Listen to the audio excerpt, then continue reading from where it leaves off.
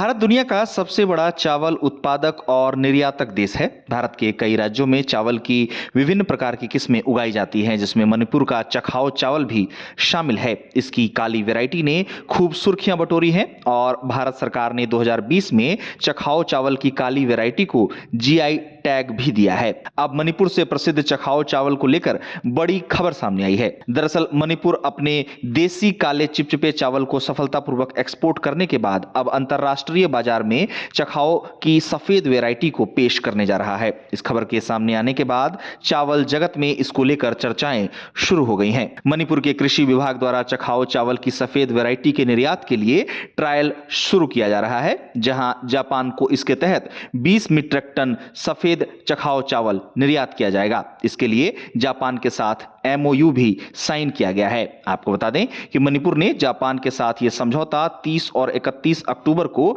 नई दिल्ली के भारत मंडपम में इंडियन राइस एक्सपोर्टर्स फेडरेशन और एपिडा द्वारा आयोजित भारत इंटरनेशनल राइस कॉन्फ्रेंस 2025 में किया। अब बात अगर चखाओ चावल की करें तो यह मणिपुर में उगाया जाता है, जो औषधीय गुणों से भरपूर होता है। चखाओ चावल मणिपुर में उगाए जाने वाला काला चावल है, जो चिपचिपे होने के साथ ही अपने नटी स्वाद के लिए जाना जाता है। इसकी गिनती खुशबूदार चावल में भी होती है, क्योंकि इसका खुशबू काफी अच्छा माना जाता है। चखाओ चावल की काली वैरायटी को तो लोगों ने खूब पसंद किया है, लेकिन इसी बीच इसके सफेद वैरायटी को लेकर दुनिया अभी तक अनजान बनी हुई है। मणिपुर के प्रसिद्ध चखाओ चावल की सफेद वैरायटी को लेकर मणिपुर के कृषि विभाग के निदेशक पीटर सलाम कहते हैं कि भले ही सफेद चखाओ लंबे समय से मौजूद है, लेकिन यह बाहरी दुनिया के लिए अभी तक अनजान बना हुआ है। उन्होंने कहा कि हालांकि कुछ दक्षिण पूर्व एशियाई देश इसकी चिपचिपाहट और स्वाद के कारण सुशी बनाने के लिए इसका इस्तेमाल करने में दिलचस्पी दिखा रहे हैं। अब मणिपुर चखाओ चावल की सफेद वैरायटी को